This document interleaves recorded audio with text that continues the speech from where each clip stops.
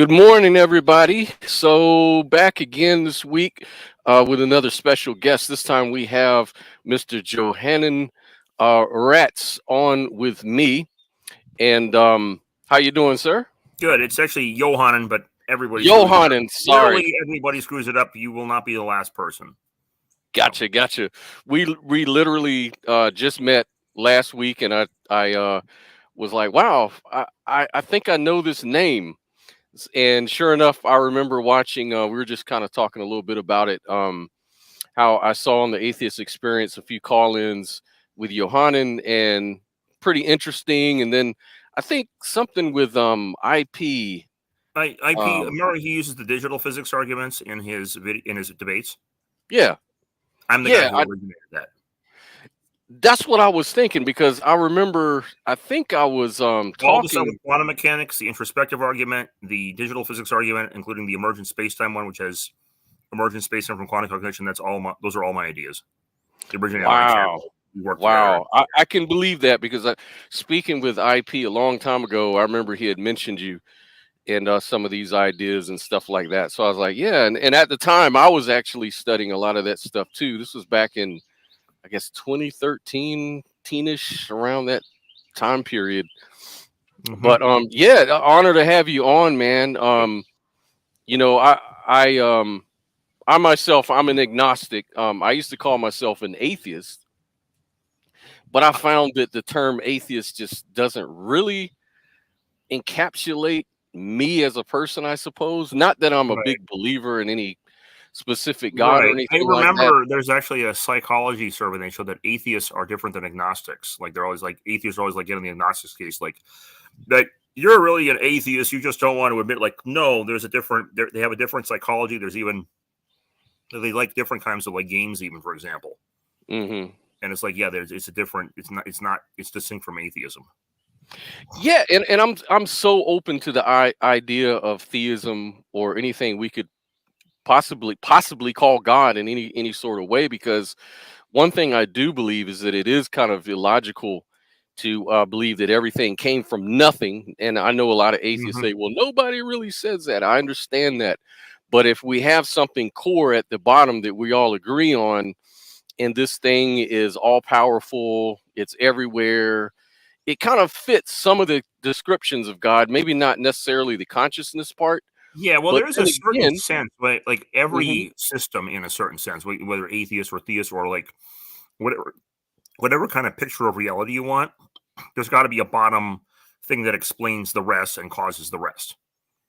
Absolutely. It just makes sense to me.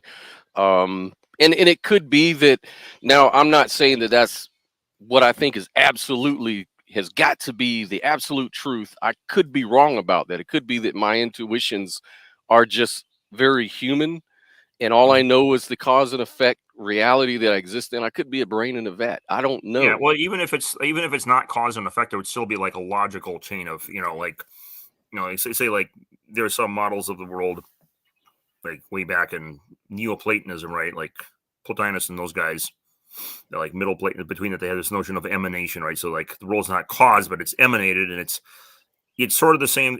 It's similar enough in that there is something that explains the next thing, and there's like a bottom thing that explains everything else, whether that explanation be a causal relation or just a logical relation. There's still something at bottom that is the explainer of everything else that comes from it. Yeah, because if I don't really think in those terms, then I'm kind of like doing a taxi cab fallacy. It's like, how can I on one hand use logic, cause and effect? I mean, that's kind of the basis of logic. And then at the same time discard it when it's not, when it doesn't go along with what I want to believe or whatever. Right. You know what I mean? Yeah. So we have to kind of be, there's something to be said about consistency. So how would you describe yourself? Are you a theist, as in a Christian, Muslim? What would you describe yourself? Well, that's the thing. So I started out like in a kind of very typical fundamentalist family, and I realized around like age 14 that dualism did not make sense because it has that interaction problem. There's like you have on the one side, matter, and then there's mind. There's like supposedly completely different properties. And I'm like, well, how do they interact? And I believe that there was what people call the supernatural, but I thought, well, I realized I could quantify a supernatural event. I thought, like, the whole notion of Jesus turning the loaves, 5 loaves into 5,000. Like, well, what did he do? He added one supernatural event. And I'm like, wait, that's a math equation I can solve for S. Wait, I just quantified a supernatural event, but I thought you weren't supposed to be able to do that. And so then I realized that, well, I could have at that point gone down like the atheist hole, but I didn't do that for some reason. I said there is what we call a supernatural and a natural, but they both reduce this thing we call transnatural. And it was kind of funny because literally everything else in my worldview at that time was like basically the same kind of fundamentalist thing I had grown up with, right? Like, you believe like the whole young Earth creation at the time, right? And later on, that eventually changed. Like, recognized that was false around like it was about 18 or so. But probably would have seen it sooner, but like I was more into physics than biology and geology. And so what happened is from that point, everything from that point when I was 14 to now, it's all on a transition. I still consider myself Christian, but like it's because like I've been in where I was and then where, this recognizing that there's this, it has to be explained somehow. It was always like on a Hegelian synthesis. And it just kind of like evolved over time to where I am now. There was never like a sudden break other than like, an important idea or framework shift coming in. Like it never broke continuity, shall we say, but it changed, but didn't break continuity. So yeah. You there?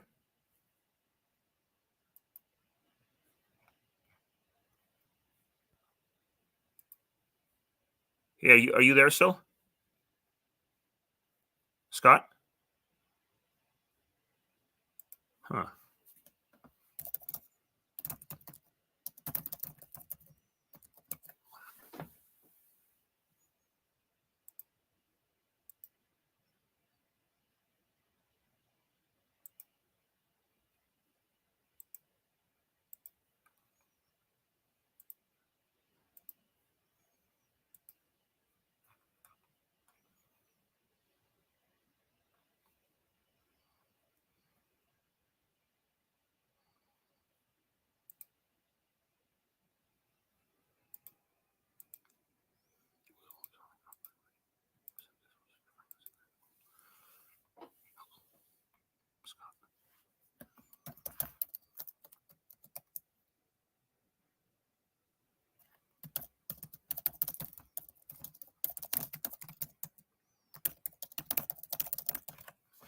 Looks like he's going to come back in a second here. Sorry about this, everybody. So there we go. What happened? I have no idea. Lost connection, so I've moved back in the house because. Oh, that sucks. That sucks. I know. Yeah. I know. So everything was on a Hegelian. I hope it wasn't for too long, and the viewers that come back and see us are like, "What's going on here?" Please. Obviously, when we upload, when this is finished, they're going to see that it's a longer podcast. So obviously, it didn't just stop at the point. Sorry about that, brother. That's fine. Fine. I was actually more worried about your viewers, as like on your channel, therefore, because like they're going to like, that must be the end of it, and then let's just drop out. Like, right. Lose everyone's attention. Exactly. But yeah, everything. And what's kind of cool is I remembered after figuring this out, right? There was this substance dualism thing did not make sense, and I was able to logic out, like, in a very rudimentary way. I was able to quantify what people called a miracle, which you weren't supposed to quantify. You weren't supposed to put in a science framework or a logic framework. I was able to do that anyway. And so then I said, well, I'm going to figure out how the world actually works. And I went down the next year was like this route of metaphysics at first, right? And I worked this out very carefully, and I actually ended up with something that was, I didn't know this at the time, that kind of reinvented the world. Like the transnaturalism thing, for example, is kind of like neutral monism. I kind of reinvented neutral monism there. And then I later on realized that when I actually formally tried to work the metaphysics out, like to see how, just like this 15-year-old kid, because that was like the next year, I basically reinvented Leibniz. Monadology and all that. Now, it was weird about that. At that point, I actually discovered that, because coming from like a fundamentalist framework, right? I'm seeing things in the Bible, and I'm recognizing, like, wait a minute, there are things here that you can connect to my new metaphysics, right?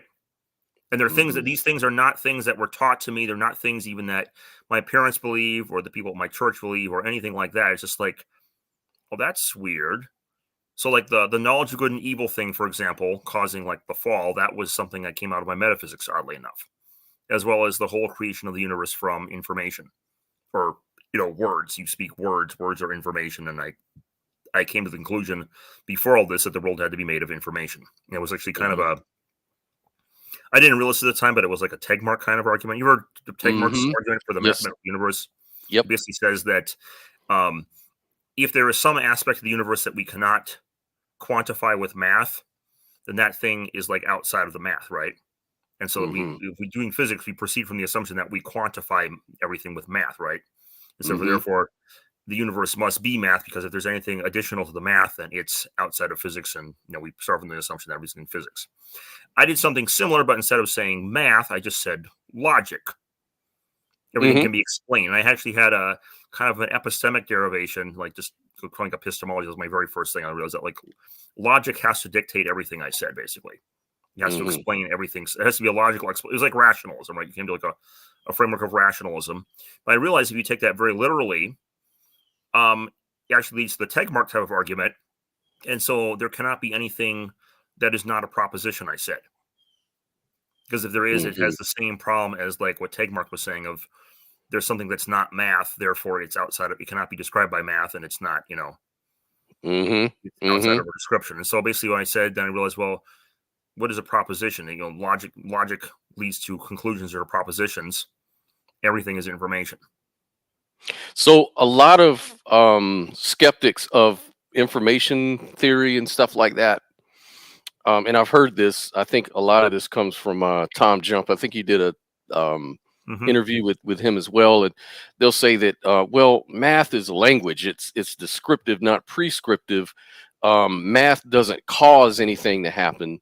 It just it's the language That used to describe. could How do be you? the case. The trouble with that is that information is a thing in itself as well. It is, I Right. mean, it is a description, but it's also a stuff. Like your ideas in your mind, ideas exist. And the fact that they exist means they have an ontology, which means it's Mm, kind of a Platonism of sort. It doesn't have to be Platonism in a dualist sense or anything like that. It can be like a Tegmarkian sense, which is kind of where I was going with. But because they exist, they have an ontology, and so therefore it's not like it's a description, but it's also a thing, and so that's kind of a problem because now it has to be, you know, the thing there. kind of Plus, there like has to be one substance because you get an interaction problem otherwise. And right, right. So it's kind of like you know how they say, science is in the business of understanding behaviors and how matter interacts with each other and how things hmm come together to create other things. And so it has less to do what a thing is, which is metaphysics, but then we have information theory. Like Max Tegmark will tell you, well, what a thing is the mathematical structures that grounds it, so hmm that we can say that he would say that the ontology is the mathematical structure. And I guess what you're saying is that you cannot really have a mathematical structure without some sort of mind-like thing that can Yeah, well, I conceive very of it. carefully stepped in with there because I realized I can't just like posit that. I wanted to be very careful with what I was doing, and I Hmm. came to a conclusion that was this is kind of funny. I didn't realize this, but I look back on my was like writing down like when I was 15 or thinking. I recognized I basically came to a kind of a metaphysical equivalent, very direct equivalent actually, of integrated information theory. Mm, A mind was self-reflexive information, like an eye. When you think of an eye, I realized, well, everything you're thinking is a piece of information. But then when you're thinking of yourself, when you think of things, that's information. But that means that yourself is also information. I realized hmm. when you have like, I came to the conclusion of my very young 15-year-old mind that like a mind was a self-thinking thought. Hmm. And Right. it was like, and then you have like, well, what does that mean? And I realize it's a self-reflexive system, of information. It's like a closed system of information as a mind, and then if an open system is not, it's just like empirical, data coming in. That always brings up a question for me, like how to really define a mind in this context, like say like with quantum theory, right? Quantum Hmm. field theory.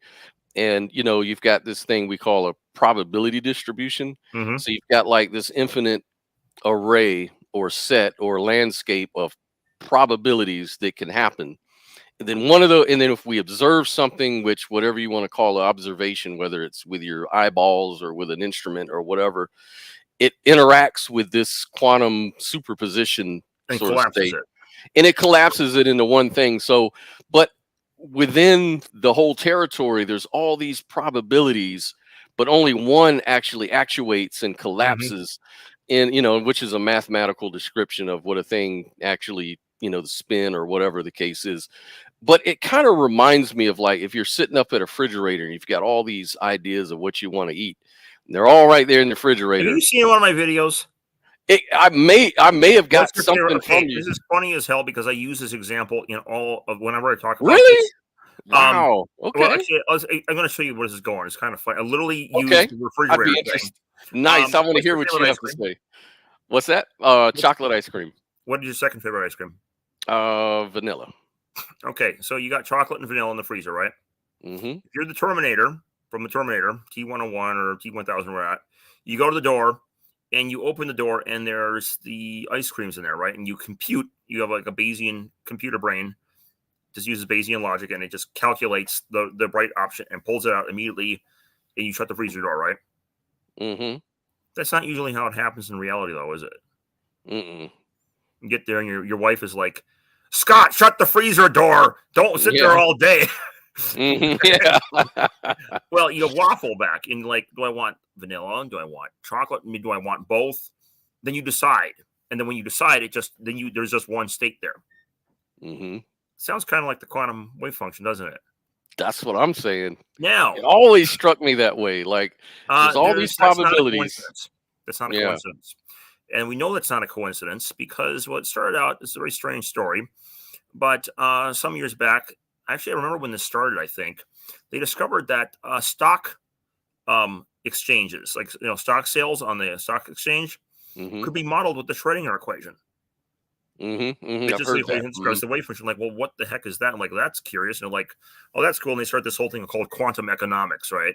I remember reading it like Physics Day. It was like this kind of cool thing we can just model this with using the same equation that we use in quantum mechanics to describe economics, right? Mm-hmm. Not to say that it literally is quantum, but then we realized, well, wait a minute, what's going on there? Though it's not that it's economics, it's that there are individual human beings on the stock floor making choices about whether to buy or sell. Mm-hmm. Then they discovered, they generalized, oh wait, this is not a stock thing, this is a human cognition thing. And they then set out and they had this thing called quantum. It gave rise to this thing called quantum cognition. It turns out that your cognitive processes behave like wave functions. Mm-hmm. Now, of course, it's actually kind of funny because a couple of days ago, Richard, he didn't even recognize that. It kind of sucks because, like, I was the guy who originated the idea to, like, stick this into apologetics, right? Mm-hmm. And I wasn't even, like it kind of grew beyond me because it went to IP's channel and kind of exploded from there. But I saw Richard Carey make an article and he's trying to poo-poo it, and I'm like, he did say that, he did admit that there were some physicists that did think it was strong quantum cognition. But he said, this is not really means it is quantum mechanics. It's just that it behaves this way. And he showed, like, you can set waves up in superposition. It behaves like a quantum wave. Like, I'm like, yes, you can do that. But number one, it's more complex. I mean, why have a system that be like a complex system that comes together, behave like a wave function? We could just have a wave function, right? Kind of ad hoc. But the second problem is, and this is, it totally irritates me when they do this. They're like, well, the neuroscientists don't think that's real. Like, yes, but you're not looking at the field of relevance here. And the reason is neuroscience actually does not study consciousness. It studies the correlates of consciousness. NCC, yeah. That's the entire point of Chalmers, distinction between hard problem and easy problem. Easy problem. Like the neuroscientists study the easy problem. And in order to study the hard problem, you have to find something in science, in any branch of science, that bridges what's called Levine's explanatory gap. Meaning, when you talk about matter and physical things, you're talking about third-person properties, right? You talk about consciousness, you're talking about first-person properties. And the problem is that first-person properties we know are irreducible for sure, and third-person properties we always assume to be, assuming there is such a thing as real matter, that is assumed to be irreducible as well, right? Well, remember how I said there was a problem with, like, miracles when I was like 14? I'm like, well, right. you can, I mean, I describe in terms of the interaction problem, like you cannot have a immaterial cause produce a material effect, because if you try to explain how that happens, you have to start with, think of it as a proposition. You have like a description of the immaterial cause, right? And you write that down as like a proposition in immaterial terms, A, B, and C. On the other side, at the conclusion, which is, you have to have a conclusion if you have an explanation, right? Mm-hmm. And so the explanation of the cause then is the conclusion. Like the cause that comes out as the conclusion, right? And the cause is a physical conclusion, and it has material terms X, Y, and Z. Well, how do you get from A, B, and C to X, Y? I mean, literally, you think about how that argument would work. At some point in the step, you'd have a non sequitur fallacy, which means to say that you cannot have an explanation of it. Of course, traditionally, religious people would say, well, when that happens, that's because it's miraculous. We can't understand it with our, I'm like, no, that's superstition. I mean, I hold all the beliefs, that, the basic propositions here, but I do not believe, that is a superstitious mode of thinking, There is no magic. But the funny thing is here, when they're trying to go the other way, and materials say there is no hard problem, like, okay, then show me how you got the first-person terms, the irreducible first-person terms, out of the third-person terms without, using magic. Right. They literally have the exact same problem in reverse. Yep. It's like, when Christians say that things happen through dualism, it's like a miracle. That is magic, and you are right to criticize it, but you're also a hypocrite because you're doing the exact same thing backwards. Same thing. Right. That's the failure of materialism, and I'll come right out and say it. I've been very vocal about that. Even as an atheist, I mean, a lot of people put those two things together, like, oh, if you're an atheist, then you're just a materialistic atheist. Yeah, I know a few atheists who are idealists, it's kind of a weird combination. It's a rarefied form. One believes that there's one person does believe in a godlike entity, but does not call it. His definition of atheism is that God has to be perfect. He doesn't think that this larger conscious system is perfect, and so therefore he doesn't call it God. But he says that, ironically, he knows that some people in some religions would call it God, and so it's like, whether you're atheist or theist then is really semantic. And another guy I know, and this is kind of funny, he's a Buddhist, right? And when I say Buddhist, he's into all kinds of paranormal shit. He's not the Buddhist. He's he goes to the weird Tibetan stuff, which is okay, occult dimension and all that. And right. He says experiences of this nature. And the funny thing is, he basically believes in every possible God except for the top God. And the reason for this is, it's kind of funny. He takes Hoffman's view. Well, actually, Hoffman has kind of speculated there might be a top mind as well. The one is kind of funny because it resonates with Neoplatonism. Yeah, Platonism. But basically, he thinks that it's, instead of turtles all the way down, it's turtles all the way up.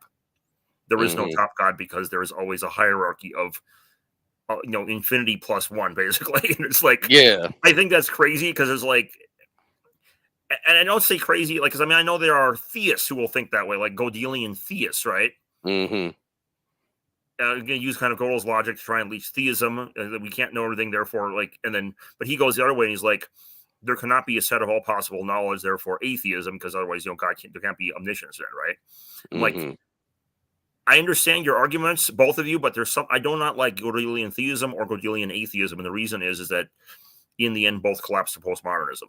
Your metaphysical bottom just disappears into nothing, and then anything is possible. And it's like the many worlds theory stuff. It's like, at least many worlds theory has a finite but astronomically large number of them, right? Right, but still, and it's it has a finite number of premises. But this is just not just universes, but it's layers of explanation upon layers of explanation, just going down to where's your termination point? Where's your termination point? Yeah, you don't have a termination point. The entire thing is floating on thin air. Yeah, and it's not satisfying at all, and I agree with that. The same thing that made me want to go into physics and go for a grand unified theory. Says, I'm looking for the rock bottom explanation. I want my grand unified theory, my theory of everything. Yeah. There's a big debate these days whether that's even possible because of Gödel's theorem. There's always something to learn. There's every good theory sort of defines its limitations. Basic set of laws, and they get a basic set of laws, and they get maybe they don't figure the constants out. I'm okay with them not figuring the constants out. In fact, I have ways of getting around that. Maybe the constants are artifacts of our measuring systems and so on. We use this scale rather than that scale, and this is why this number comes out rather than that, right? You just use natural units, it's all one or something. But I can kind of see that, though. Of course, the flip side of this is Gödel's theorem. Like, you can go postmodern with Gödel, but then it blows epistemology up. But the flip side of this, and this is Gödel's theorem, Kurt Gödel's conclusion himself from his own theorem. He said that this, therefore, is evidence of Platonism. So instead of there being something you can't prove, it says, yes, you can't prove it. That's because you don't need to prove it, because that's, intrinsically, and it's the basis for everything else. Yeah. Yeah. Are you familiar with another naturalist, atheistic idealist who's gotten really popular these days? Bernardo Castro? Well, he's not really an atheist, from what I understand. Yeah, he's kind of well, But maybe what he's you mean by the word atheist? Some people call right. him atheist, but I don't. He believes. I mean, from my understanding, if you were to ask him, he would say he believes in a kind of God. Right. I know. I've heard him say that, but And I would define that too as a kind of a God, but it doesn't fit certain people's definition because they want God to be that's magic. where That's where I'm at. That's where I'm at, because I remember I saw one interview and they were asking him about the God question, and he was saying, well, if you define God as this metacognition, then I can't really say I believe that, because that would be a violation of parsimony, to actually add this metacognition on top of it, where he would say I would keep it as simple as possible and say that there's this mentation, or this mental field of subjectivity, well, that's the which thing is that's so funny about this is I had a friend who was like you're actually an atheist. Like, well, what do you mean? And like, I have a mind. This mind is, I mean, it possesses all knowledge. That's omniscience. Everything is contained in this mind. That's omnipotence. It's everywhere because space-time literally emerges out of it. And it's defined by the Euler-Lewis equation as being outside time, which makes it eternal, right? And it's a mind, like, and it also created the universe. It even created it with information / speech. Like, you even getting theology at this point. Like, it sustains it, like that. Literally, like everything you call God, they put it all in this big list, right? Like, check, check, check, check, check. The one thing that is not on the list is it didn't do it by magic. It's like, well, I mean, like, I understand because you defined God in this way. You kind of come boils out of that same, the other atheist idealist who like defines God. Like, he realizes that other people would call what he believes in as God, but he doesn't call it God because he doesn't think it's perfect. I'm like, well, why? Like, I mean, I believe it that fits all the definition of God, right? And if you want to have magic in there, I'm sorry, I can't accommodate that. It doesn't make it atheism. It just means that it doesn't fit your particular conception of it. And it's like it's kind of funny because it's like, you could use the Kalam, for example. Kalam is an argument for God traditionally, right? Well, you could have this rational mind, this logically explained mind doing it, right? That's the first cause. Or you could have God doing it by magic, right? It can go either way. And you can do the same thing with all the arguments for God, can point either way to this, but it's like, so it was kind of funny because it's like, literally, there is no argument for there's this extra property you want to add magic. There's no extra argument for it. It's like, why do you want it? You don't need it. None of your arguments lead there because they can equally lead to a God that isn't magic. So why do you want to have the magic thing? And I realize it's psychological. It's like, yes. Remember when Star Wars came along in episode 1, they introduced the midi-chlorians and the fans hated it. That's the problem. We introduced the midi-chlorians. Yep. Yeah. Yeah. And it's all in how people are wired up, like I said. And honestly, introducing the midi-chlorians, I mean, I recognized this a long time ago, which is why quantum idealism got so powerful. I mean, Bernardo Castro, for example, like a couple, like 2012, 2013, 14, I really blew this up. Like, it was a social media thing. And then I had like I'm taking my master's at the time, and because of some earlier problems I had not dealt with in life, I had like it kind of culminated to a head, and I had like this really nasty kind of meltdown. Like, it was a very painful psychological thing, and PTSD out of it and all that, and kind of put me out of commission for a while. But it kind of sucked because I got the momentum going, and it was just a social phenomenon. IP picked it up, and there was a guy, Kent Forbes from Fairwind Films. He actually produced a made-for-TV documentary for it. And I discovered, like, Inspiring Philosophy was in the comments. He said, I got all my ideas from Inspiring Philosophy. I was like, yeah, who told Inspiring Philosophy? Was like, who? Like, me. And the next thing I know, my name shows up in the credits. Yeah. And it was cool because it turns out that entire made-for-TV documentary, which at one point it got over 1 million views on it. Nice. I started that whole thing, and it dude, that movement at that point is why people like Bernardo Kastrup and Donald Hoffman existed before then, but Hmm. they were not well known. They were like it was just kind That's of right. part of fringe of academia. Now they are public figures. That's Oh pretty much yeah, my no, no, activity no comes in. doubt about it. At around that time when you were calling the atheist experience, and I was conversating with IP way back then, yeah, that's when it started really surging. It started to just at the very beginning, and now it's just, All over the Hoffman place. is doing, yeah, he's just writing, he's written his book, but he's mainly doing his podcast and really, expounding on the ideas. Same thing with Castrop. IP is still in the apologetics world, and he's Hmm. more scripture. He's kind of breaking down the Bible and Right. stuff like that. But it really that's really interesting, and I know that must be really exciting to know that you had really got in there Pause and this. Oh, you know something else? right. You know who Hmm. James Gates Jr. is? Who? James Gates Jr. He's a scientist, or one of Yes, Obama's yes, science yes. advisors. Uh-huh. He was a Uh-huh. prestigious scientist, and he was obviously famous from the superstring code, right? Mm-hmm. He was a prestigious scientist around 2012, like before 2012. He was Mm-hmm. not a famous scientist, though. He didn't have like his paparazzi moment, right? Right, right, right, right. And like I mean, it's maybe not easy. It's a big thing to become a prestigious scientist, but like you need something. You need to have a little bit of luck, and you need to have like a breakout moment to become a pop. To have like a fan club, like Yep. Brian Greene or Hawking or Krauss or Kaku or those guys. Mm-hmm. And he was not that yet. And the thing that caused, what caused him to do that? That time he had that interview with Tyson No, and but that uh, that was yes, but he wasn't. He was a prestigious scientist at that point. mhm. Yeah, he That was. Yeah. he was prestigious, but he wasn't famous. And they invite prestigious scientists on the Isaac Asimov or like Mhm. World Science Festival, those types of things. But they're not like they show up and they're like kind of they're like a famous somewhat they're someone who's known and they have a little bit of like 15 minutes of fame there, but then they go back to the university and like no one knows them again, right? Mhm. He Yeah. wasn't someone who comes on all the science shows and is like Mr. Professor Gates, who is Mr. the new Einstein, and like everyone's like he's like an instant. He was not like a household recognized name yet Mm-mm. at that point. He What just turned had him the into hair. yeah, no, but you know what turned him into a household recognized name? What's that? Yeah. Yes. All right. I found his Wow. in 2012. It's like in March actually. I Mhm. found this literally the computer code thing had been a dead story for about 2 years at that point. I Mhm. mean, when I say this, you can go is because I was at that time, and sometimes he's disappeared later on. But like I use at the same time that this happened, you know how you can like date search things with Google. Mhm. I date Mhm. searched his Adinkra, superstring code thing, right? Mhm. And there were literally less than 10 links pertaining to it.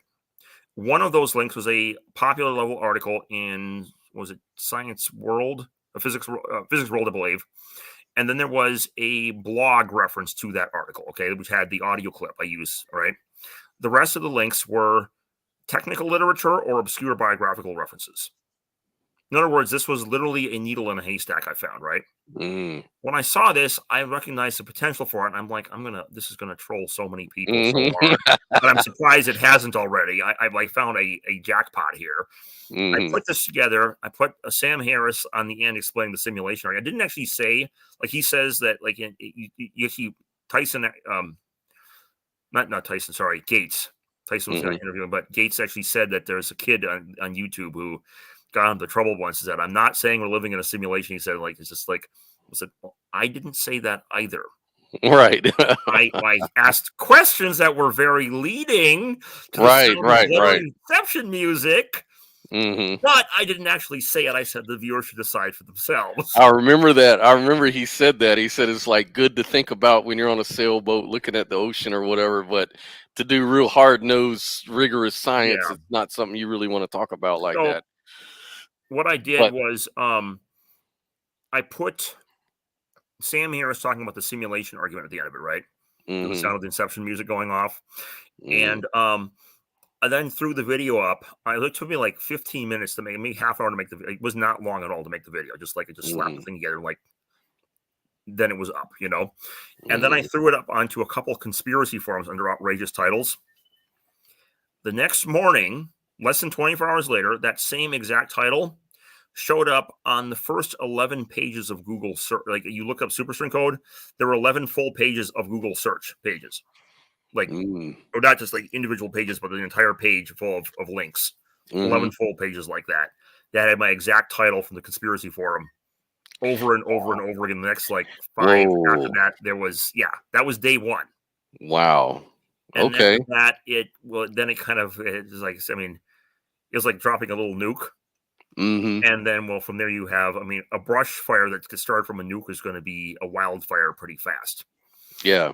And that's basically what happened. And now that video is at almost 750,000 views. And the next thing you know, he ended up on, Joe Rogan watched my video then and viraled it. Yeah, like a double, everyone's like, watching Joe Rogan, like, this is crazy. We're all in a simulation. It's like, it's funny as hell, and everyone's losing their mind. I'm looking at these forums that have my title on it.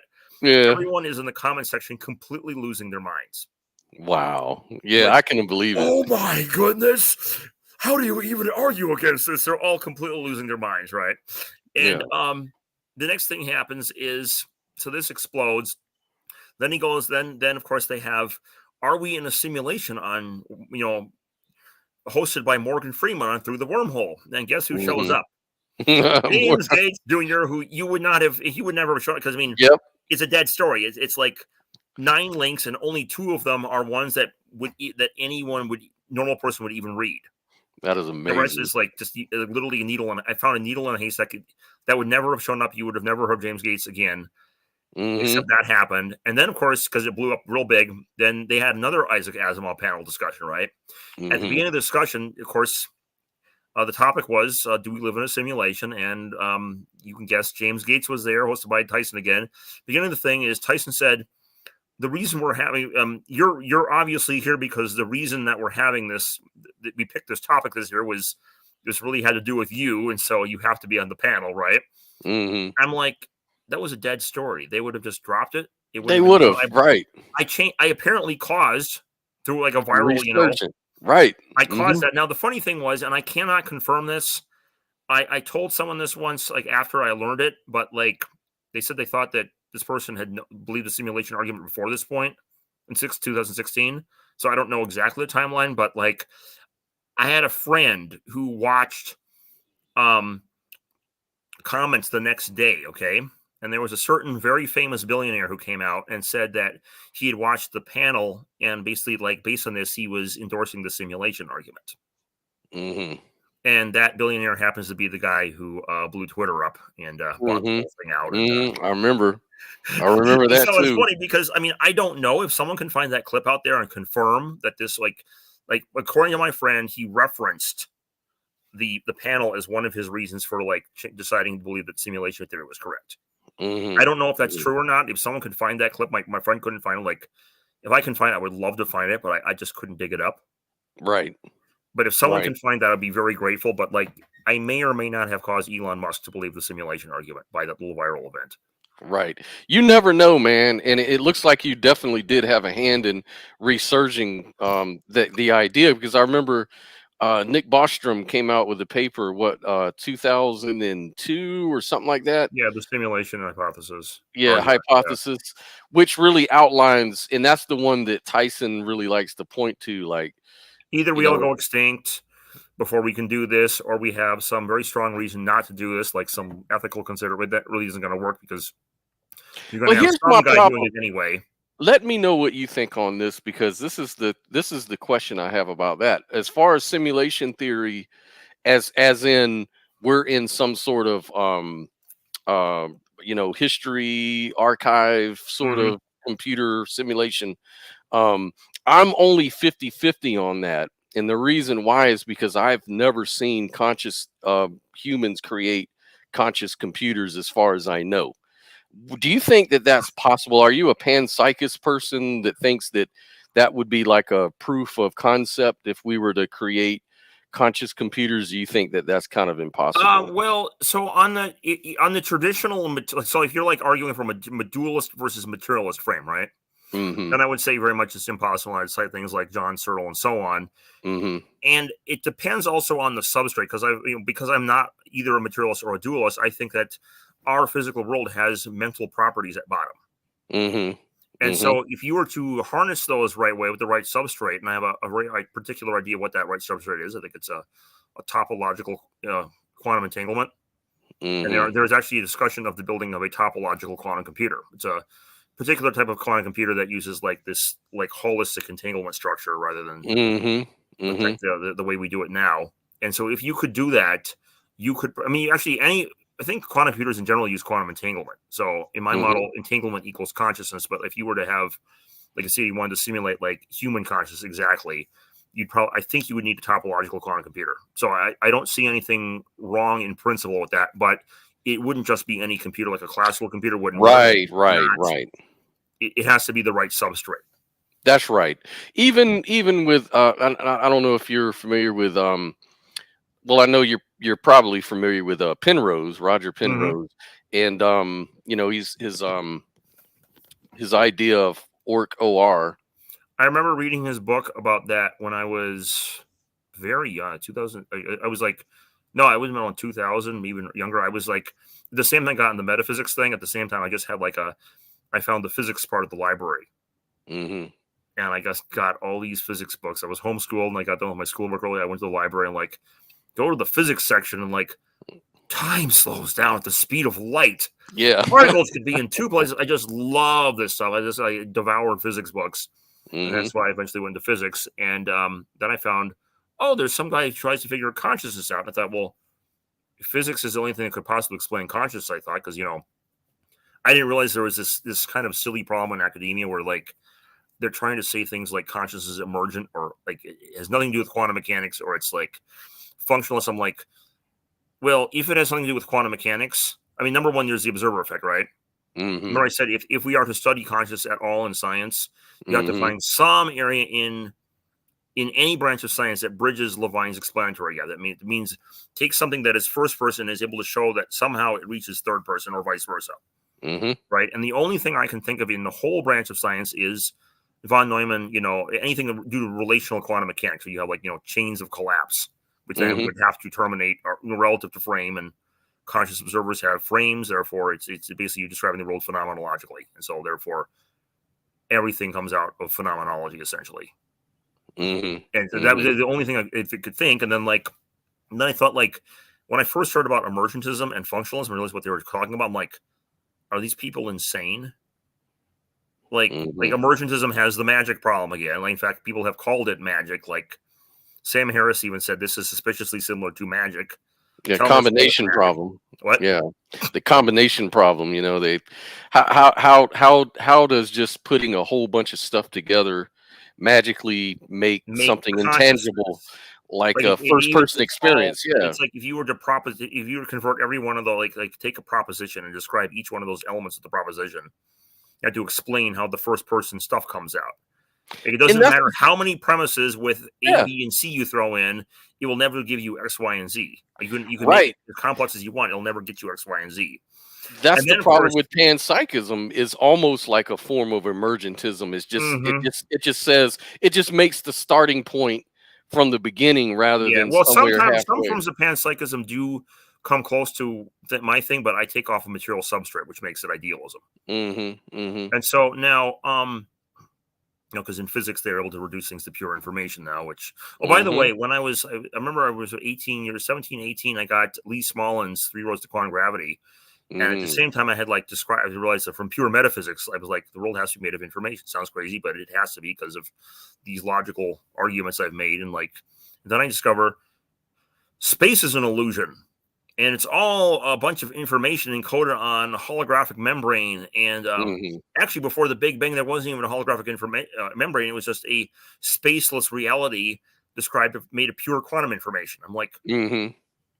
oh, and I'm like, wait a minute, that's a complete, that my philosophic interest here, it says it's made of information.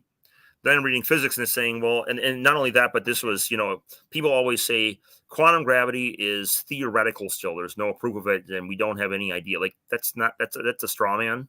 Like they don't Mhm. really. You look closely at it, there's even a physicist who pointed this out, and he's like, the fact that like we haven't discovered the full theory yet, and the fact that people have disagreements kind of obscures the fact that literally everyone in quantum gravity, I mean not literally everyone, but like when I say everyone, I mean like 99% plus of the theorists of like all different types believe in some form of emergent space-time. Right. String Right. theorists believe it. Loop quantum gravity believes it. You go Yep. to the runners-up. There's when the runners-up are like those two alone account for about 99% of the theories. And then when you go to like things like the runners-up, like causal dynamical triangulation, still a more emergent space-time. And there's like a fourth one after that, also emergent space-time. It's like this is a universal thing now. And then there's, to make things more interesting, to say that we don't have a theory of quantum gravity, therefore we know nothing about it, is not really true, because we do have like we have a frame, we have pieces of the puzzle put together. We don't have the whole thing, but we have pieces of it. And one of those pieces is the holographic principle. Mm-hmm. And the holographic principle, when it basically says you have a two-dimensional quantum field, and that gives you back a three-dimensional space-time. Mm-hmm. Well, when you do the math and you put, if say that two-dimensional quantum field is, the entangled event horizons of two black holes, the three-dimensional, the space-time structure that it gives rise to from that math is a wormhole. That's ER equals EPR. Right. And so from that point, now that was Susskind and Mulder. Actually, I realized that as well. Not from that reasoning, but I had like reason to believe that like the wave function was underneath space-time. When I was like right. that was when I Right. was a freshman, I believe that. And I even predicted once that like, well, entanglement has the same wave function in two places, and space is wave function dependent. Therefore, entanglement should cause a wormhole to appear. Mm-hmm. And it's crazy because then, like, 10 years later, actually, it was about 10, probably something like that, maybe 12, 13 years later, ER equals EPR comes out. Mm-hmm. And it's like, oh, I predicted that. I didn't have the math for it because I'm a freshman in college then, but like, yeah, that's a thing. Right. So And let me ask you, are mhm. you saying that do you think that space, like was that Nima Arkhani Hamid says Mhm. that space time is doomed?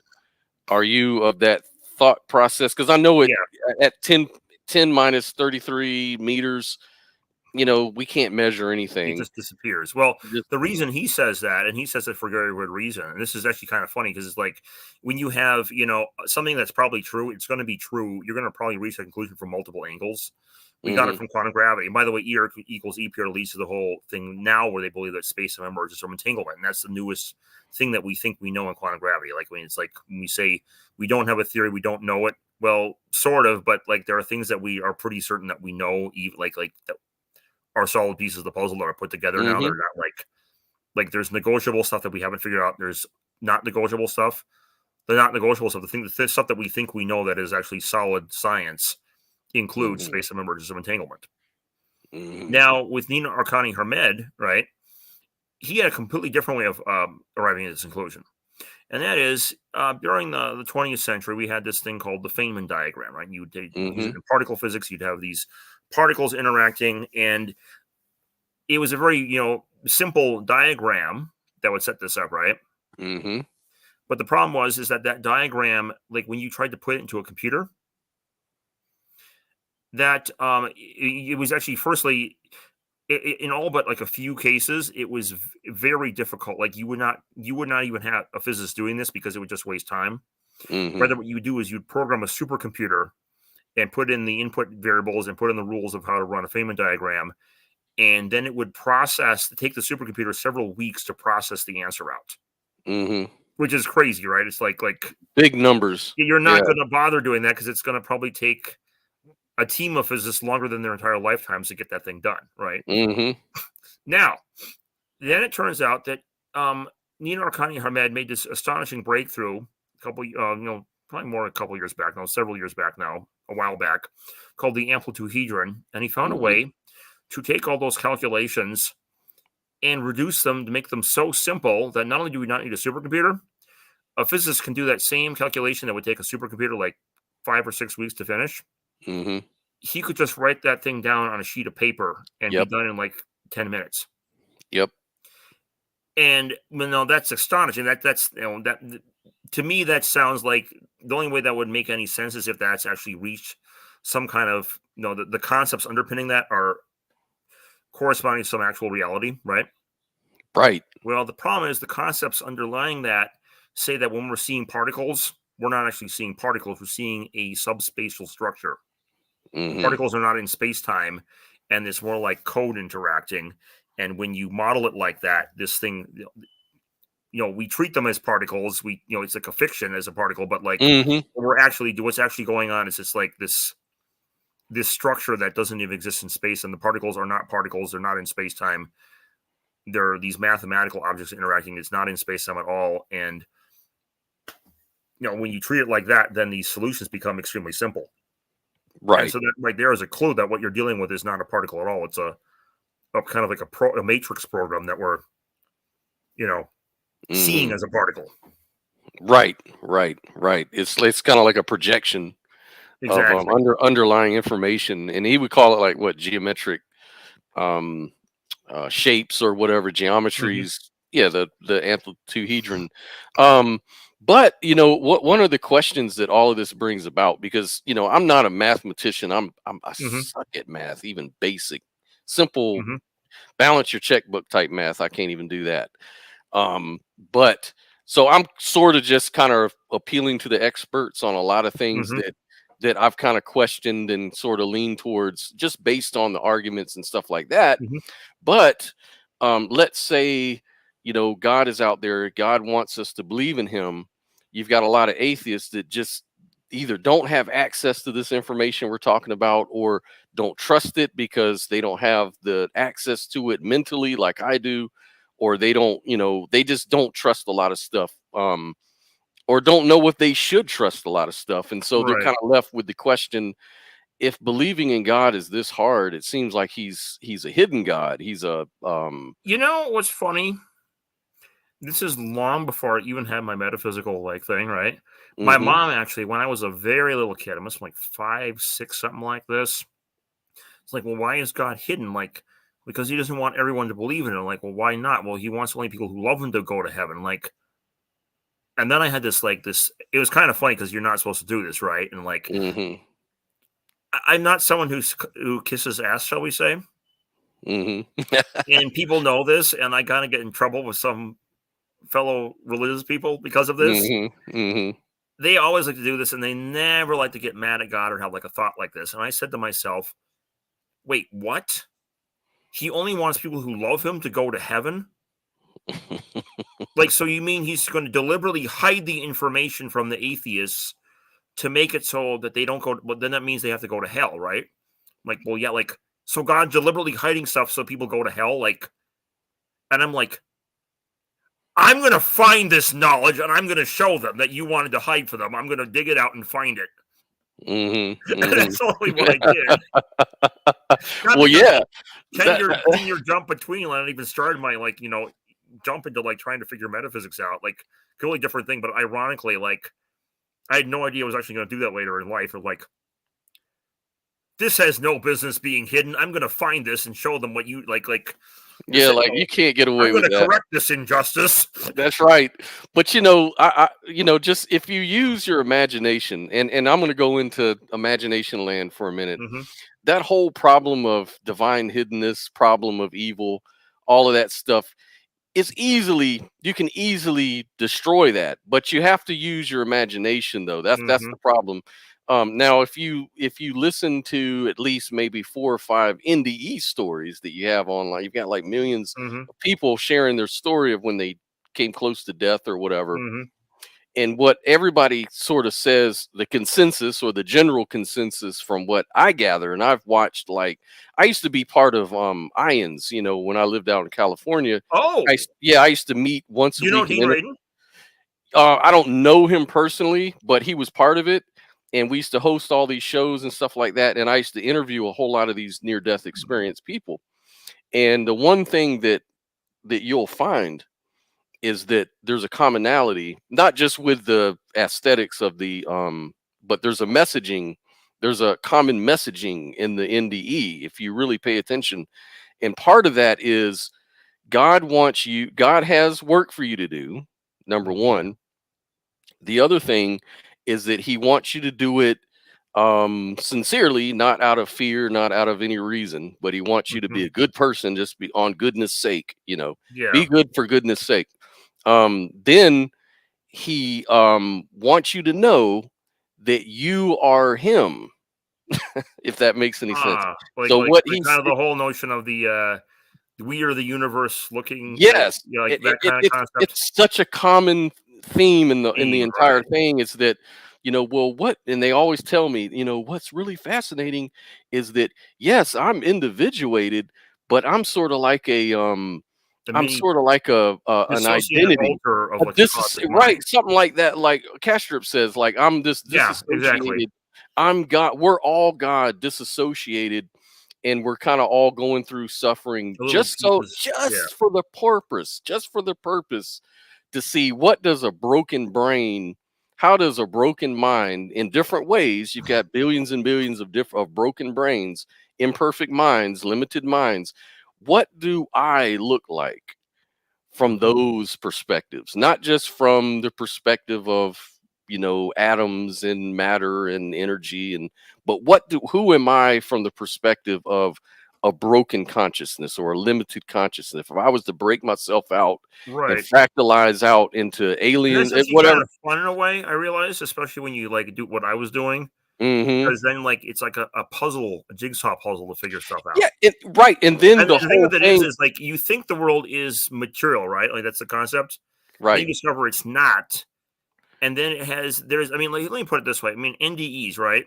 You're Hmm. looking into that. And from a materialist paradigm, that sounds impossible. You're all your skeptics. So that's just brain chemicals, even though they're going to like Agent Scully on you when you have like the more outrageous cases, right? It's like, oh, sure, it's brain chemicals. It's Right. I mean, some cases you can do that with, but other cases is like, come on, this is ridiculous, right? Like you Yeah. just want to be skeptical over skeptics thing. Then you have the religious view that's Right. like, it's magic. They don't say the word magic, but it's like supernatural. We can't understand it. But then you have idealism, and now you have a framework to make sense of all this with, right? Hmm. And you wouldn't have normally on either on both dualism and materialism, you would still think of that as magic. Either Hmm. because it's magic and it's real, or because it's magic and magic doesn't exist, therefore there is no NDEs and we just go on the ground and rot, right? Hmm. Um, and then, of course, you discover with the physics there is no ground, just like there is no spoon, and you're in a Hmm. big simulation, mental simulation, and all that. Hmm. Now, what's cool though is that's one example of something that was previously an extraordinary claim, right? Hmm. But there's a whole Yeah. lot of other extraordinary claims, some that have nothing to do with NDEs. Yeah. And you start to Yeah. wonder, well, that means there's a whole other side to reality that, doesn't mean they're all true. Some of them, I mean, sometimes the skeptics are justified, and not to say that you just believe them all, but not necessarily disbelieve them all either. And like, there's just crazy stuff out there. And it's like, the world could be a whole lot more interesting than it appears, and you have this jigsaw puzzle. Well, apparently it is. I mean, that's the whole idea behind theoretical physics, is to kind Not of just dig that, but underneath. I'm saying the stuff that like is not like because Oh, theoretical yes. physics is good, but the problem is that theoretical physics is inside of academia, and academia has certain Mhm. shibboleths and Rules. taboos, and it still has to operate, Yep. pretend it operates from this materialist framework. And so, because of that, there are some things you simply can't talk about in academia. Some of the Correct. stuff that the stuff that makes the stuff that is, Non-fundable. yeah, so there's like the official story. Mhm. The official Yes. story is The boring. tagline, You yeah. want to Mhm. find the rabbit, and you want to find the rabbit going down the rabbit hole, the Wonderland. And you Yeah. can't like there's a Alexander Graham Bell had said something about how it was like you can wander like the path the well trodden path that everyone else has done, and you won't find anything new if you just jump on off in the bushes and just like Mhm. whack around. You may find something like that no one's ever seen before. Yeah. And well, in Yeah. this case, we're not just going off the bushes; we're going off right into the jungle. Like we're like forget civilization. I mean, there's actually two well trodden paths. There's the materialist academia path. There's the religious dualist path. They've been trod for thousands of years by, or at least in the material side, like hundreds of years by lots and lots of people. And they found some interesting things. But it's if you want to find the really screw all that, take your machete, take your jeep, and hack your way through like dense rainforest foliage down in like south.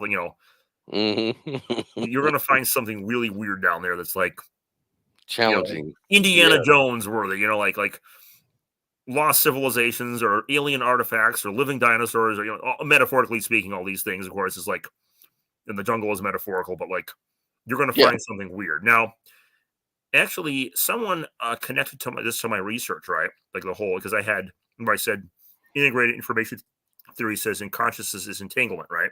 Mm-hmm. And if you think about the binding problem, entanglement is the only thing that could account for That's consciousness right. That's right. because That's it's an right. irreducible whole. You don't get irreducible wholes out of classical material parts. It has to be something that is defined mathematically as has to be fundamental. It's Mm-hmm. quality or fundamental, and has to be irreducibly fun. Like the greenness of like the little tags on our names Mm-hmm. has to be irreducibly connected to the shape. You can never have the shape without the green, and vice versa. Mm-hmm. And so therefore there has to be, the only way you can do that is if there's some structure in Entanglement. physics that has two things that are treated as irreducibly as one, and we have that. It's called entanglement. It's the Mm-hmm. fundamental. It's like that's the only thing that could explain it. And so therefore, when you combine that with, well, number one, you combine it with emergent spacetime. We said consensus in quantum gravity now is like, even among all the different people of like, regardless of what like sub theory you want to pick, they all generally agree that spacetime emerges from entanglement. Yeah. So entanglement is consciousness. And then, Right. of course, you can go further. You can get the universal wave function, which I think they did some kind of a test of that in 2013. And well, then you have a universal conscious, aka God, right? Mm-hmm. Now, Mm-hmm. here's the crazy part. And by the way, that model I just gave you, I don't know if it's 100% isomorphic, but I know that it's isomorphic enough that like you can actually get that emergent spacetime from integrated information theory. That was my model. If you can actually get the combination theorem in Donald Hoffman's conscious realism out of that. Mm. And you can obviously get also, emergent spacetime from consciousness. It's just to find different formalism.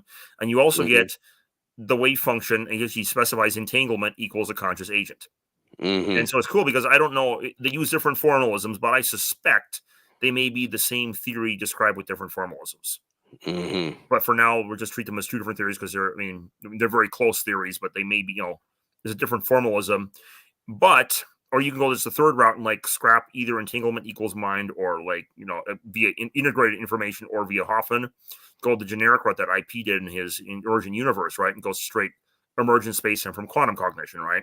Mm-hmm. And by Mm-hmm. the way, Richard Carrier's response to this was just plain stupid because it's like, no, yes, the materialists, the neuroscientists are all saying that, but like until they have a crack on the heart, not even solve it, just have a crack on it, they cannot say they're studying consciousness. And the only people who have a crack on it are the people who find like, the one place in all of science where we have a bridge of Levine's explanatory gap is the observer effect. Mm-hmm. It's Mm-hmm. quantum, or you're not like, either it's that or you're not studying consciousness. It's like you're studying the easy Mm-hmm. problem. It doesn't count. Yeah, That that's was this bullshit. They try and say there is no hard problem. That's all nonsense. But then, mm-hmm. so either any one of those three models, and there was a book that came out, and I thought just like, because I was having the middle of my like personal issue at the time, discovered later on that the people who wrote this actually base it directly on my model. Mm. I inspired like a lot of the ideas in the book. Mm-hmm. But the crazy thing is and they use not just my model, but they use any one of three models interchange. Like they said, basically this comes out of, you can pick any one of those three models: the emergent spacetime from generic quantum cognition, the emergent spacetime from integrated information, or Donald Hoffman's conscious realism. Any one of those three works. If you get that, and this is going to sound completely batshit crazy, okay? Mm-hmm. They took the model and they went very far off into the proverbial jungle with this, and they found something that was quite literally Indiana Jones like. Mm. That system, this is going to sound batshit insane. Now, I'm going to be very careful when I say this, okay? Because I don't want to like give, put people's words, say Johanan Mm-hmm. said, I'm not saying this. I will go so Mm-hmm. far as to say the metaphysics is the same and the statement about vibration is the same, okay? Because it's like Mm-hmm. the generic statement. I'm not going to go farther with the vibration statements because if the rest of it's true, then it leads to something that is, they make a very interesting case. It's hard to argue with, but at the same time, I'm going to suspend judgment on purpose because, if it is what it appears to be, it's something that's going to cause a lot of it's nuclear. Mm-hmm. They discovered that basically the quantum idealist framework is the same framework as hermetic magic. Hermetic magic, It's a Egyptian. Mm-hmm. yes. Mm-hmm. And they have an Okay. entire book where they go break down. And they use like it. You think I thought it was like when I saw people were passing around my idealism and science versus atheism, I'm like, that's new age woo, like whatever. Mhm. Like I don't have time for this because I'm going through this episode of this time. And like later on, a couple years later, I'm like, what the heck? I was like, they might be wrong. They may, their case may be wrong, but if they're wrong, it's not woo. It's not. These are not like crazy new age people. This is. They make a very well. It's a very precise. They make very precise statements with very precise parallels, right? Mhm. It really comes down to whether the parallels match. Or the thing is, the parallels. They make a strong case the parallels do match, whether or not it's true. I'm going to leave that for you to decide or other people to decide. I made a few Mhm. videos with big fat disclaimers on them. But yeah, they go through step by step and they reverse engineer not just a little, but they reverse engineer the entire system from any one of those three models. Mm. And it's Okay. insane because it's like that's full blown. It's not just like a little bit of occultism. That's the entire theory of it, Mhm. which Mhm. means all of the implications, all the crazy, like you can open up to some really crazy stuff. I mean, you could have anything regarding like magic spells, for example, or things appearing manifesting, right? Mhm. Mhm. And you maybe even to other topics too, like they briefly touch into like the possibility of ufology and so on, right? Like it's Mhm. Mhm. it's insane because it opens up like a whole ream of things that you normally have thought of as either paranormal or supernatural, and they even go into things that are like theological topics, right? Like show like the theory like religion. Remember they see that one chart where they said like there's like a little bubble world, like a glass bottle, and there's a person there that says religion. The religion's on that. And there's another Mhm. glass Mhm. inside of another glass bottle, right? Which is the bigger reality, which is spirituality. And there's a Mhm. larger thing, which is just like open outside, and that's called consciousness. Mhm. Mhm. So there's things in spirit in religion that are like, well, we can't understand it without revelation. That's just magic or like that's beyond human understanding, right? Mhm. Well, no, it's actually what's going on here. That's I call it kind of cargo cultism, where it's like, Mhm. Mhm. you know, the airplane is beyond our understanding because we're primitive Mhm. islanders in the South Pacific who run around in grass skirts and don't know any better and believe it's Mhm. tall white Mhm. gods come out of the airplanes, right? Right. The chariots of the airplanes of the gods.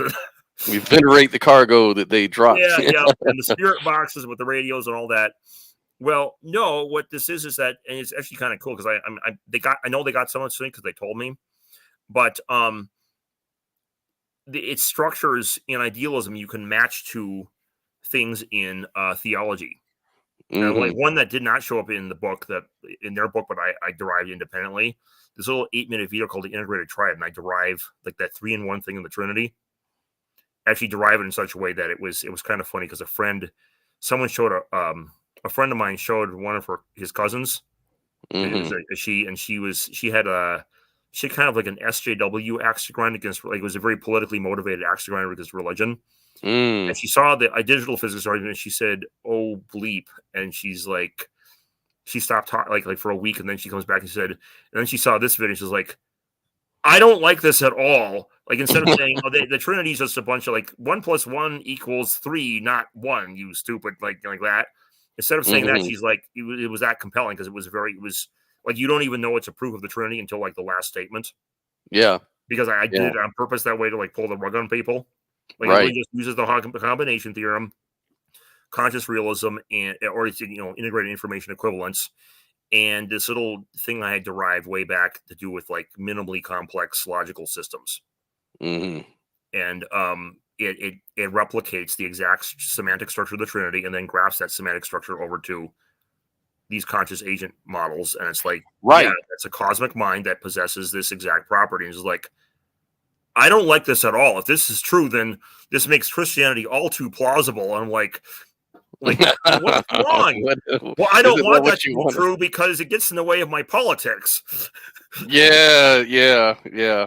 See, there's always some sort of anchor behind a lot of people, unfortunately, even, I mean, not even, but with everybody, with atheists, there's all sorts of If this other. ever went nuclear, and it would be really funny if it did, it would See, I cause love that. I love to upset the apple it cart would on cause a everybody. political upset that would cause. Remember that one time when Trump wins, and there was that one famous image of that woman like screaming and bawling her Yeah, head yeah, off. yeah, yeah. It Uh-huh. would cause that on a very large level, because it Yeah. would cause a permanent upset. It would like destabilize things in a certain, like, I mean, like, and I don't know what this is. I mean, not to get too political. I don't know what your politics are, so no offense, depending, but like, the Democratic Party used to be like, it used to at least represent like poor people and so on to some extent.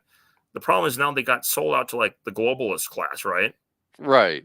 And so they got all the woke bullshit, right? The woke bullshit has become like, it started with like what seemed like legitimate stuff, and then it became toxic. It's like, no, you don't know how you've gone too far. It's like, yes, we get that, but like this is, you're not progressive. You're you know that one Elon Musk meme of like my fellow liberal, and like it's called bigot because he's like far right is now like what was center is now far right. It's like what the heck? Yeah, Like, yeah, it's yeah. not because what happened was they took all the, like the center is supposed to be defined by the extremes, right? You have the two extremes, Yep. and that defines that the count, the The exact center. Right. balance of those two is the center. But the problem is for some reason they decided to throw out all of the conservative side interests at all, right? Mm-hmm. And so because of that, well, when you have balance of 1/1, it's 1. When you have a balance of 1/0, you have infinity, right?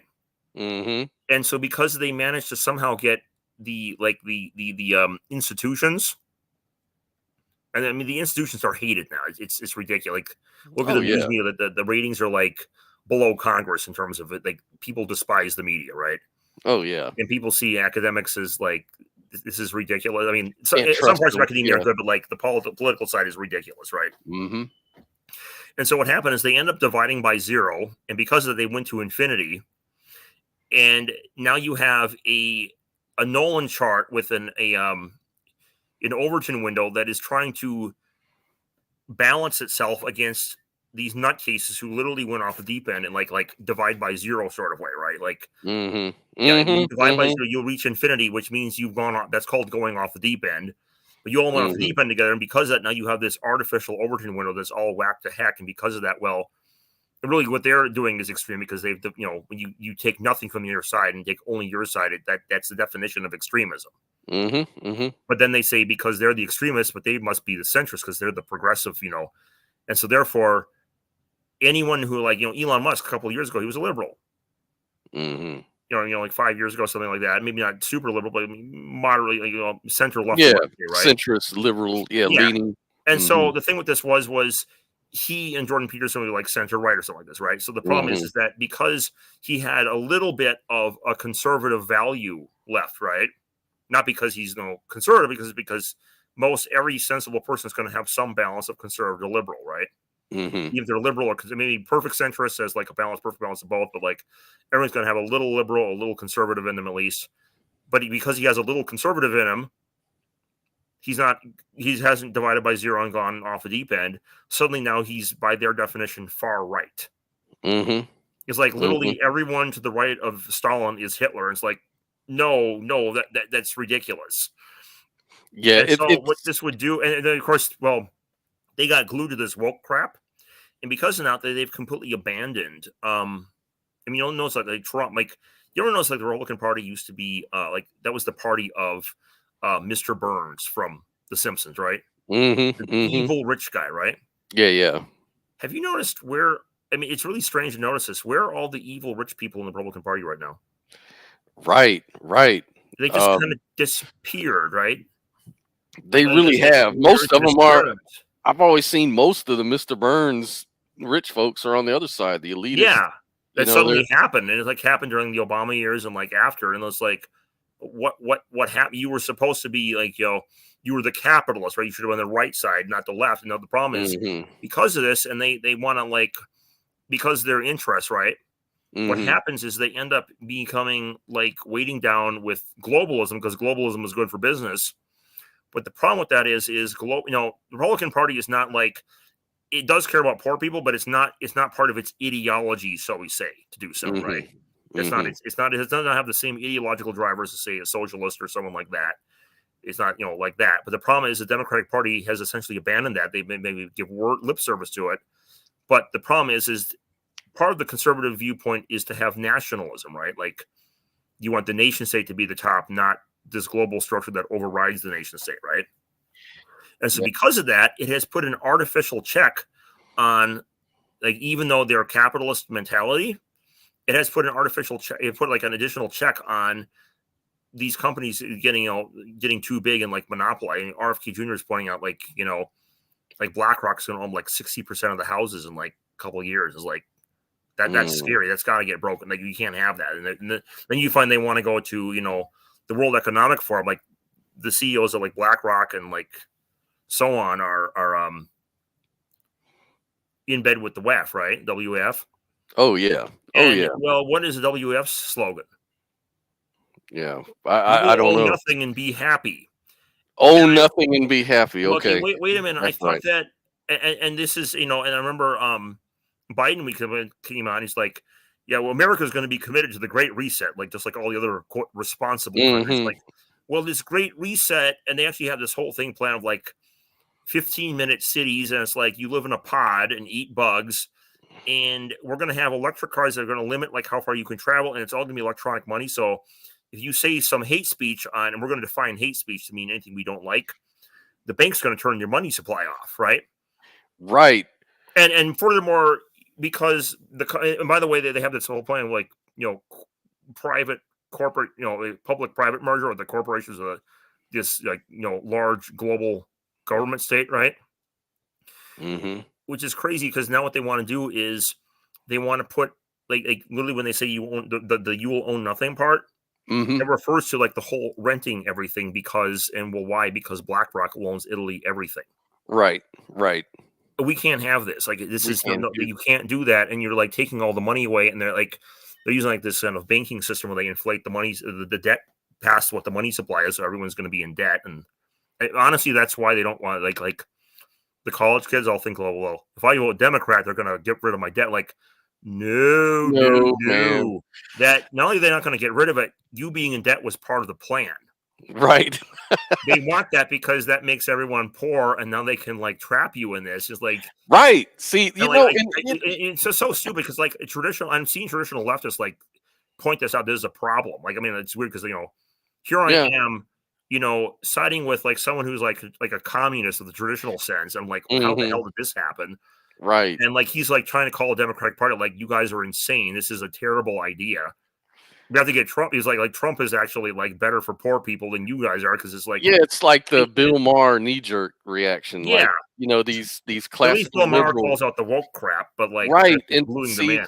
see, that's where I'm at. See, like for me, what really worries me is like even back in the Obama era, and I was talking to a lot of people, and I just as a bystander Mhm. watching the conversation, and a lot of your progressives and far left folks when they bring up some of these things that you brought up, for example, like some of the dangers of where this is heading, they'll like say, "Oh, that's just bullshit." That is You're stupid. just. But then if you really watch it, they adapt right into the thing that was predicted, and then they accept it, and they're like, "Well, then what's wrong with that?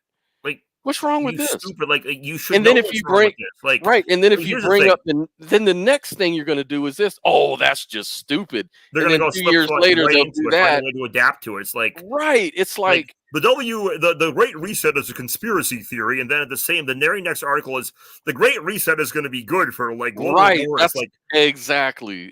what And are it's you out of your mind? what has turned into, and I really believe this, and I'm not really trying to be negative, but it Hmm. just seems like society, at least here in America, people have turned into freaking narcissists, man. It's Hmm. like nobody's responsible for their feelings or their beliefs. You have to project it onto others that have to agree with you so that I feel better That about is so my, stupid. you know what I'm saying? It's becoming this, it's like we're all children now. Like we're all um nobody, it's like who Like, cares if if you want to do something like no one's stopping you. It's a no free one's country. Go stopping ahead, you? but you don't Yeah. then have the right to demand that everyone else accommodate your stuff, your crazy, PC, whatever you want, your identity, your like what like If, for that's what example, freedom means. You do hypothetically, your thing, I do my thing, if and someone we on don't the have to right agree. was to We can say live together. something, let's say whether it's left or the right, if someone was to say something I don't like, and they're a movie star or a politician or somebody, if they say something I don't like or suggest something I don't like, I don't have to listen to them. Like, so what? That doesn't mean I have to cancel them or I have to make other people disagree with them on Usually, social a media. classical liberal view would be the whole notion of agreeing to disagree was a It was a thing, and it was a mark of a gentleman. You could sit down with someone you disagree with Yep. and have a cup of tea and Yep. biscuits, and you could talk about the points and shake hands afterward. Yep. And now Yep. it's like screaming like maniacs, like "You fascist pig, you!" and like You're a what? fag. Yeah. Like stop this. Like we have to have civility here. Like, what? And the thing with this is like, I mean, it's very zombie-ish. I noticed the way the way this is Mhm. dangerous because it's caused the left to lose its sense. Like they used to have a check on, and this is it's ridiculous that me, the conservative-minded guy, has to point this out. Mhm. Like there was actually, and it's funny when I say point this out, I'm gonna cite Karl Marx of all people as my ally of all people to point this out. He even said that there was going to be a point when the bourgeoisie would appropriate the language and framing of the proletariat. Essentially, they take the whole like class struggle thing and Mhm. reframe it in such a way that they use all the language and made themselves look like they were like the progressive, and they Right. were just going to use it to like conquer the proletariat all over again. That's exactly what's going on with the woke thing. It's like you have these ridiculously powerful companies that are like transnational. They're like there's no national borders to them, and they're just like the whole woke thing. The Mhm. reason the companies do that is because they need their ESG ratings up so they can get better loans from BlackRock. Yeah. That's Oh, like yeah, I it's just believe it. ridiculous. Dude, we live in some strange times, And because that you have Johanan. these idiot. I hate to say this. I hate. I'm maybe at the very beginning of this generation. I could either be called Zennial or Millennial, depending. Mhm. But I hate my generation. They're just like they're zombies. Yeah. They're Yeah. brainwashed zombies, and they behave like brats. And like, I mean, there's things about them that are like that are unfortunate. They've got like they did get in fact get screwed over by the whole debt thing, and like the very people that are like they're like sucking up to with the woke stuff are the same Right. people screwing them over. Well, But because of this, they've used I this as a have weapon. yeah. And And it's funny. I work and I work with there's a few younger guys, they're millennials, and the rest of us guys are Gen Xers. mhm. And we talk shit about two people, for the most part. We talk shit about the boomers and we talk shit about these millennials. And we give the millennials a lot of shit because they come to work and all they do is complain about irrelevant shit. And, Yep. they have this weird, and then the woke thing has to play a part and we have to be careful. And then the boomers, on the other hand, they're these really spoiled type of unrealistic type people Yep. that Yep. just fucking retire already. It's You know like what's funny is like you notice there are like conservative boomers and liberal boomers, and they're both ridiculous. they're both ridiculous as fuck, man. I mean, it's And crazy. they're like ridiculous, and they're like unique flavors and brands. Yeah, It's like conservative boomer ridiculous or liberal, boomer ridiculous. It's like this is stop this. This is ridiculous. yeah. Yeah, boomers But and I know we millennials. have our own, we have our shit too. So I'm not gonna, Yeah, that's true. Of we course, I do. am kind of We a well. I don't know if I'm millennial or a zennial. I'm like I was born in '84, which is like I think okay. depending on someone's definition, like the millennial zennial cutoff was either 83 or 84. So it's already Yeah, you're right on that right edge. on the Yeah. edge there. I could go either way, I guess.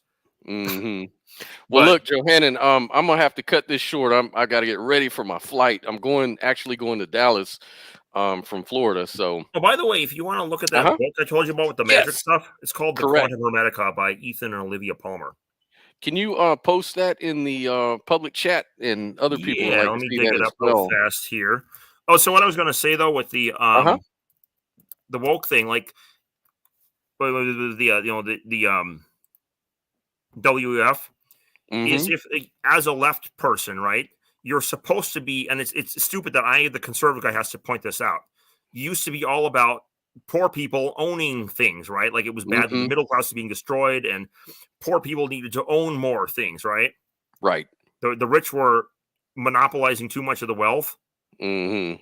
Well, now you suddenly think it's a good idea for them to own nothing at all because they At have to all. rent from like literally not even like the 1%. It's like the 0.0001%. Mm. Like and Yeah. now you're on board with that. And the only reason you're on board with that is because they push woke and you're like addicted to woke. And Mm-hmm. because of that, you will let them like it's dangerous. And like what's so funny about it, and not funny, but like actually scary as hell, is Mm-hmm. people don't know this, and people like, here we go. That's the Quantum Hermetica. That whole deep state thing. People say it's a conspiracy theory. It's like, no, it's not a conspiracy. We know it's real. I mean, there are Right. conspiracy theories about it, but we know it's real because it was all documented with the WikiLeaks. Right. I mean, you look at the Right. details now. Some of it gets kind of ridiculous. Like, there's like QAnon, which says there's like adrenochrome, and every single Hollywood celebrity is a Satanist, pedophile, and all that bullshit. Right. That being said, there is, a tall tale. Like Paul Bunyan starts out as like a 7-foot tall guy, and next thing you know, he's like 100 feet tall, and he's like, Yep. That's QAnon essentially, right? Yeah, that's but there right. is still smoke at the bottom of that. That's And right. that That's goes right. into the whole thing with like Epstein and more recently Puff Daddy. Puff Daddy, I Mm-hmm. mean, Puff Daddy and Epstein were private individuals, right? Mm-hmm. Supposedly. Yep. Why Private. do private individuals? What do private individuals need with all that much blackmail? Right. Even Right. they set this up as an enterprise, and then there's Weinstein actually pointed this out. Eric Weinstein, he met Epstein at one point, went to his apartment in New York. He was invited, and he said there was something very strange. He said that he's been around rich people before, right? And like billionaires, right? And billionaires, they have a certain way, like lifestyle to them, and their house looks a certain way. But then there's everyone's conception of what a billionaire's house looks like. Like you would like a Hollywood site. So like there's you're sitting at this billionaire's table in this movie, and John Travolta's pulling a gun to your head and saying you have to break this computer code, like the spy movie, the James Bond spy movie version of a billionaire, or like a poorly written comic book. He said, right? When he said he went to Epstein's, there was something wrong about the place. And it was like in New York City, where like even the rich people, they live in. They're very. I mean, they may like have some like fancy stuff, but they don't. Living space is not all that big. Even the rich people like have condensed living spaces, and it's out of practicality. But in his place, it was something out of place. It was like this entire house of Epstein's was literally designed to look like what everyone thinks a billionaire house looks like. Except when you actually know real billionaires, this is not what a billionaire's house looks like. And so there was something very, very strange. And he said that this was basically what happened is we stumbled upon with Epstein, we stumbled on someone's construct. Like this is something that was not supposed to be. They did not anticipate the rise of the internet when everyone could just look around. It's like this was something that was set up. It was part of a construct. Like, and then you discover, well, why was no one at Epstein or Puff Daddy, for example? I mean, Puff Daddy had a whole bunch of people blackmailed, right? Right. I just raided him. Well, where's all the blackmail? And the blackmail is obviously people doing illegal things with kiddies. And those were politicians and preachers and actors and musicians, all famous, who went to his parties, right?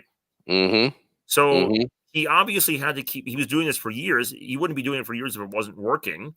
So obviously it was working. And yet apparently you do have all this blackmail. Where are the arrests? Right. Well, then you discover something creepy about Epstein. Remember, he's a private individual. He's on the payroll of the CIA, MI6, and the Mossad. Really? Yeah.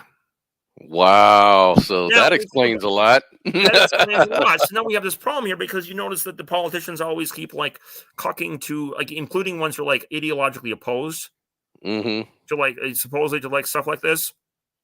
They end up like voting for it, like stuff that like panders to like the same agenda, this WEF like globalization agenda, right? Yeah. And you realize what's going on. Oh, and by the way, then we discovered that Ghislaine Maxwell's siblings work at the WEF.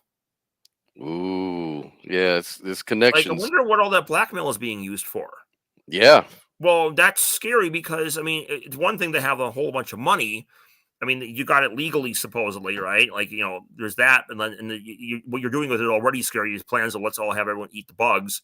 But now we discovered that these people are essentially criminals on top that are using blackmail. I mean, they have a sex trafficking problem here, right? I mean, QAnon blows it way out of proportion, makes it like the Paul Bunyan story. But there is a reality. That reality we see with Epstein and P. Diddy, and there was another one in like last year that was busted in like South Korea doing. They also had intelligence agencies doing it. Like this is something intelligence agencies do. You don't think they're just using that? They're gathering the blackmail for no reason, do you? Right. They're blackmailing Congress. Right. Of course. You can't have this. And when you have this, like, like poo-pooing both the notion of like the Great Reset and the notion of like The deep state, well, when we use the word deep state, I mean, people associate with too much with conspiracy sometimes. What it simply means is a state within a state. It has a very particular meaning. It basically means an organized crime in the government that is also influencing governmental policy. Right. And that's Right. exactly what we have. And we have to get rid of this, because if we don't get rid of this, it's like, I mean, their goal is to collapse the middle class, and they want to, well, here's another thing. Depopulate. Problem. They want to depopulate, which is scary as hell as well. But like America, if you want to create like a global state, you don't want to have a superpower that can challenge that state, which means America's enemy number one. That's right. We can't have this. They need to go. We need to get rid of this thing. We need someone to come. I mean, hopefully Trump gets in there. It's pretty obvious that this thing is like what they're doing. It's like this is it's pretty naked now that they have an entire blackmail network set up, and like people laugh like, no, this is done. Like, what do you think Puff Daddy was doing with all that blackmail? Right. A private citizen does not need all that much blackmail. No. Not at all. Yeah, he was working for someone. He's not the main guy. Yeah. He's a middleman. And it shouldn't be surprising at all. Like, it's not controversial. But they're like, say it's a conspiracy. They're like, no, you're just plain stupid. Like, this is obvious. Yeah. Not only is it obvious, this is a existential threat that we need to defeat right now, because if we don't, and then it's just crazy because like the same people who are like doing the blackmail and like you can see like they're pushing the mainstream narrative. It's like, and you believe this is not a threat because you listen to the people running the mainstream narrative, like right, which is on what the bad guys. Which is on social media and technology, and it almost reminds me of that's going. I mean, what the WWF wants is essentially like the Hunger Games, but like a global version of the Hunger Games.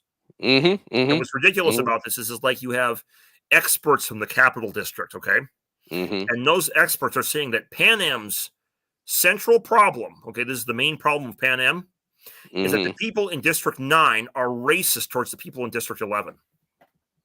Wow. Really? No. The problem is racist or not, people in District 9 and District 11 need to overthrow the Capital District, or they can all be still racist and in chains. That's right. Slaves fighting over each other because every guy is different. Like no, we have a problem here, people. We like forget this. We need to join together. If we have racial or other differences later, we can take care of that later.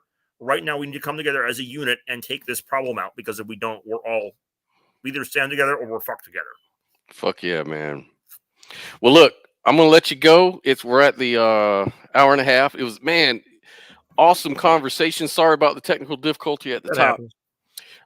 But we're gonna do it again, Johanan, and maybe even have other folks join. Maybe we'll put some kind of panel together, have some kind of big debate or big discussion, whatever, about a lot of things, because I know people that'll disagree with us about a lot of things, and I think we agree on a lot of things here. So I'd really love to have you back on and see what kind of damage we can do out here, man. Yeah, sounds good. Yeah. So let me get out of here. I've got a little flight to catch, and we will catch you on the rebound, my man. Yep. And thanks, everybody. I know we don't have a lot of viewers. It's a weird time to have a podcast. So that's the reason why the viewership is so low, but I'm sure a lot of people are going to come back and review this video. So let's keep it going, man. I will stay in touch, Johanan, and you have a great rest of your day, man. Sounds good. All right, brother. Have a good one, man. Yeah. See ya. Bye. All right.